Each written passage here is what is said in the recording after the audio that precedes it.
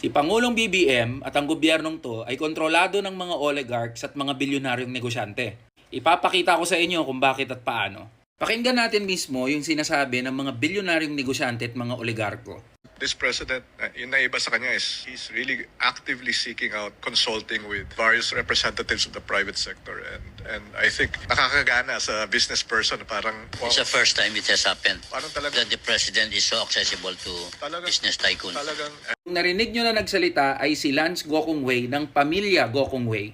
Siya ang presidente ng JG Summit Holdings, isa sa pinakamalalaking kumpanya dito sa Pilipinas. Sila ang nagmamay-ari ng Robinsons, Cebu Pacific at ng Universal Robina Corporation. Siya na mismo ang nagsabi that the president is so accessible to the private sector, aka mga oligarko at mga bilyonaryong negosyante, at inadmit niya na ngayon lang to nangyari. Pakinggan natin yung isa pa na oligarko. Nowhere have I heard in any other country where the president meets with the private sector on a scheduled basis. It's unheard of. When the president really listens to you. Yung narinig nyo naman na nagsalita ay si Sabin Aboitiz. Siya ang presidente at chief executive officer ng Aboitiz Group, isa sa mga kumpanya na nagkokontrol ng kuryente sa bansa natin. Sa bibig niya mismo nang galing na dito niya lang naranasan sa Pilipinas na yung presidente ay regularly nakikipag-meet sa private sector, aka mga bilyonaryong negosyante at mga oligarko. Pakinggan pa natin yung isang bilyonaryong negosyante. Pinatawag nga niya ako nung natapos yung public bidding, nung nanalo na ako. Sabi niya, Mon, paliwanag mo nga sa akin yung timeline kung paano mo gagawin at anong gagawin mo. Bira yun, ha? Nag-accept pa siya ng oras para pag-usapan yun.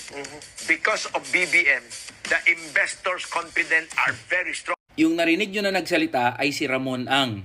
Tao yan ng mga kuwangko, ni Danding Kuwangko. Siya ang Chief Executive Officer at largest shareholder ng San Miguel Corporation. Alam naman natin ano ang San Miguel Corporation. Isa sa mga pinakamatatanda, pinakamakapangyarihan, at pinakamalalaki na kumpanya dito sa bansa natin. Siya na mismo nagsabi na bihira na may presidente na magtatanong ano yung dapat na gawin. At dahil daw kay BBM, mataas ang confidence ng mga investors at ng mga malaking mamumuhunan dito sa bansa natin. Huli nating pakinggan tong isang bilyonaryong negosyante. 2023 was a record-breaking year for all our businesses. That was right after the opening of the economy. PBBM had already come in noong 2022. Then 2023, that was, I think, the full recovery already. You saw na all our businesses were on all-time high, even higher than pre-pandemic. Yung narinig nyo na nagsalita ay si Kevin Tan. Siya ang Chief Executive Officer ng Alliance Global. Sila ang nagmamay-ari ng Mega World, Emperador, at ng McDonald's Philippines. Siya na mismo ang nagsabi na sa pagpasok ni PBBM, all-time high yung kita ng kanilang mga negosyo. Mas malaki pa sa kinita nila bago mag-pandemic. Ang tanong, nakinabang ba tayo dito sa mga pinagsasabi ng mga oligarko na to? Yung economic growth na pinagyayabang ng gobyerno, nakinabang ba yung mga manggagawa? Tumaas ba yung sahod?